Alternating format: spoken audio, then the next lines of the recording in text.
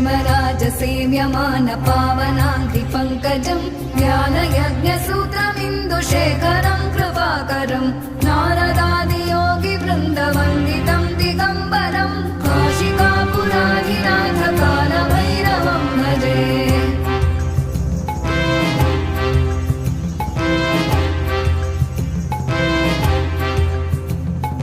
भानुकोटिभास्वरं भवाब्धितारकं परं नीलकण्ठमीप्सितार्थदायकं त्रिलोचनं कालकालमम्बुजाक्षमक्षशूलमक्षरं काशिकापुराधिनाथ कालभैरवं